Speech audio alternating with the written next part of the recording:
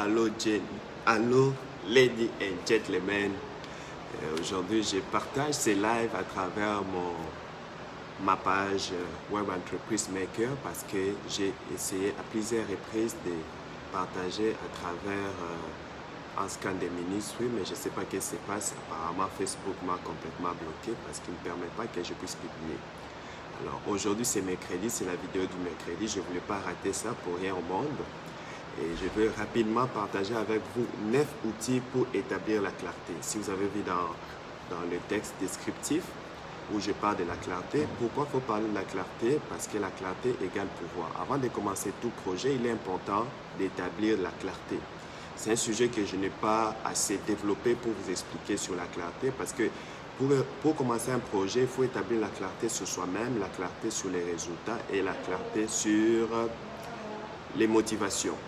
Donc, aujourd'hui, je vais partager les 9 outils pour établir la clarté très rapidement. Le premier outil, c'est que soyez dans les moments présents. Quand vous commencez un projet, le premier outil que je vous suggère, c'est soyez dans les moments présents. Cela veut dire quoi?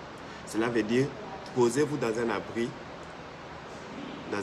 tout seul, loin des regards des gens. Essayez de réfléchir suffisamment pour votre projet. Deuxième outil, soyez heureux. Être heureux veut dire soyez enthousiaste. Soyez enthousiasmé vous-même par votre projet. Vous démarrez un projet, soyez heureux pour ce projet. Ne soyez pas triste, soyez motivé pour votre projet. Parce que personne ne peut adhérer dans un projet où vous-même vous n'êtes pas motivé. Donc soyez vous-même la première personne à être motivé, enthousiaste pour votre projet, pour être à mesure d'en parler aux autres avec motivation, avec zèle. C'est comme moi, je parle de mon projet de 10 000 abonnés avec beaucoup d'enthousiasme parce que je sais que sans cela, même moi-même, je vais être découragé à la longue. Troisième outil, soyez dans un état d'esprit d'ouverture pour accueillir plus d'opportunités. C'est-à-dire, si vous démarrez un projet, soyez ouvert aux opportunités. Ayez un esprit ouvert pour peut-être contacter les gens, pour peut-être d'en parler aux gens tout autour de vous. Et cela permettra peut-être que vous puissiez avoir beaucoup plus d'idées que vous en avez au départ. Quatrième outil, l'énergie. L'énergie, c'est très, très, très important. Pour se lancer dans un projet, il faut de l'énergie. Quand on parle de l'énergie, on parle du travail. Sans énergie, tu ne peux pas travailler. Sans énergie, tu vas arrêter ton projet. J'ai écrit ici l'énergie. Souvent, on est plein d'énergie les matins quand on se réveille. On est plein d'énergie, on est motivé. Mais aussi, on a de l'énergie lorsqu'on fait du sport. Admettons, vous faites du sport, faites du vélo ou au moment de la journée où peut-être vous êtes en bon état d'esprit. C'est ces moments-là que vous pouvez établir la clarté sur votre projet. Cinquième outil, la visualisation. La clarté s'assortit si déjà dans la tête, vous visualisez ce que vous voulez. Donc, vous devez visualiser votre projet. Vous devez visualiser chaque étape de votre projet. Vous devez même visualiser la finalité de votre projet. Je donne un exemple, Walt Disney. On a posé la question à Walt Disney de ce qu'il pensait de son parc. On a posé la question à Walt Disney de ce qu'il pensait de son parc d'attractions lors du jour d'inauguration. Lui, il a simplement répondu qu'il avait déjà vu son parc avant même que les parcs soient inaugurés. Donc, il avait visualisé son projet, il avait déjà visualisé la finalité de son projet avant que ces projets même arrivent. Donc, la visualisation est très importante parce que cela permet d'accentuer la réalisation d'un projet. Sixième point, l'environnement. Il est très important d'établir un très bon environnement si on veut établir la clarté dans ces projets.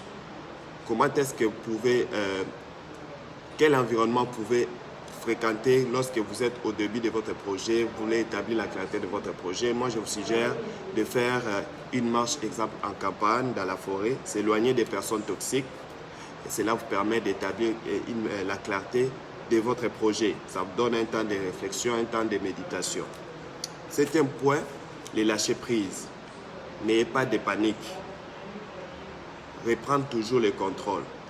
C'est-à-dire, peu importe l'envergure de votre projet, ayez toujours dans l'idée que quoi qu'il arrive, vous pourrez commettre des erreurs. Mais quand vous commettez des erreurs, ne vous en faites pas.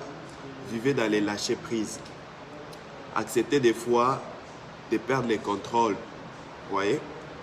De perdre comment dirais-je? Lâcher prise. Accepter des fois d'accepter des échecs. Mais par contre, gardez le contrôle de vos émotions. Parce que lorsque vous commencez un projet, il y aura toujours le moment où votre énergie est haute et le moment où votre énergie sera basse. Et dans les moments où l'énergie est basse, souvent on vit dans les négatifs. Et vous savez que 60 000 pensées que nous avons par jour, environ 45 000 pensées sont négatives. Donc tu peux commencer un projet plein d'enthousiasme hier et aujourd'hui tu te réveilles découragé parce que tu as reçu des mauvais feedbacks. Comme moi aujourd'hui, ça ne me tentait pas de faire cette vidéo, mais j'ai gardé le contrôle sur mes émotions de ne pas faire cette vidéo parce que je crois que cette vidéo va finir par encourager quelqu'un, motiver quelqu'un, inspirer quelqu'un. 8e, et puis on va en terminer, c'est soyez honnête envers vous-même. Des fois, on n'a pas besoin de dire ce que l'on pense aux autres. Il faut être honnête envers toi-même. Tu commences ces projets, tout au long de ton projet, il faut essayer de faire ton feedback personnel. Être honnête avec toi-même. Te poser des bonnes questions. Pourquoi j'ai commencé ce projet? Pourquoi je vais ce projet? C'est quoi la finalité de ce projet? En cas d'échec, en cas d'obstacle, quelle sera mon attitude par rapport à ce projet? Donc, c'est très important d'être honnête envers soi-même. C'est poser des bonnes questions soi-même. Il ne faut pas se mentir parce que souvent, nous avons tendance à nous mentir pour nous mettre dans notre zone de confort. Vous voyez? Donc, posez-vous de bonnes questions et cela va beaucoup vous aider. 9e point pour terminer. Le 9e outil, c'est l'option. Envisagez toutes les options possibles. Envisagez toutes les options possibles lorsque vous démarrez votre projet. Ne jamais rester paralysé par une option unique et négative. Donc, avant chaque projet, il faut répondre. Avant chaque projet, il faut appliquer la clarté sur soi-même. C'est très, très important. Je vais me résumer ou rappeler les 9 points qu'on a vus. Le premier point, j'avais dit, soyez dans les moments présents. Donc, vivez dans les présents en vous mettant à côté, en prenant un temps de respiration, de méditation. Deuxièmement, soyez heureux, c'est-à-dire soyez enthousiasmé par votre projet. Troisièmement, soyez dans un état d'esprit d'ouverture, soyez ouvert aux opportunités, soyez ouvert aux conseils, soyez ouvert aux partenariats. Quatrièmement, ayez une belle énergie, c'est-à-dire prenez des décisions dans les moments où vous êtes plein d'énergie. Ce n'est pas un moment de fatigue, dans un moment vraiment de plein d'énergie, comme le matin quand on s'est réveillé, on est plein d'énergie, comme après avoir fait du sport, on est plein d'énergie. 5e chose, la visualisation et la culture de visualiser vos projets. Voyez étape par étape et voyez la fin déjà au début, comme Walt Disney, exemple, j'ai dit. Et puis 6, l'environnement. Il est très important d'avoir d'être dans un bon environnement, des fois de prendre la marche dans la forêt, en contact avec la nature, éviter les personnes toxiques. 7, lâcher prise. Et la culture de lâcher prise, quand quelque chose ne marche pas, ne vous condamnez pas, ne vous flagellez pas, évitez surtout l'auto-sabotage qui est un facteur qui diminue la confiance en soi.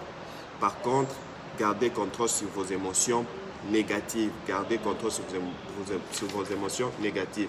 8, j'ai dit honnête. Soyez honnête envers vous-même. Posez-vous des bonnes questions. Faites-vous votre propre feedback. Là où ça n'a pas marché, corrigez et avancez. Et puis 9, les options. Regardez toutes les options possibles. Réagissez. Ce qui n'a pas marché hier, réagissez. Réfléchissez.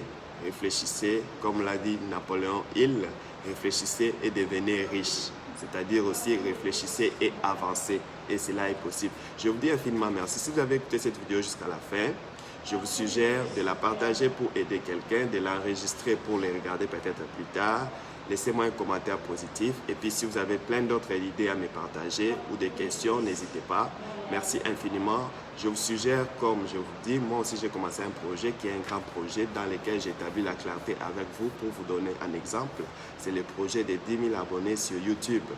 Oui, c'est possible, j'ai établi la clarté et je continue toujours à réajuster et appliquer ces principes que je vous ai partagés. Et aussi, à vous aussi pour vos projets, établissez la clarté, utilisez ces 9 outils. Je crois que ça va beaucoup vous aider. Je vous dis au revoir et à la prochaine occasion. Bye.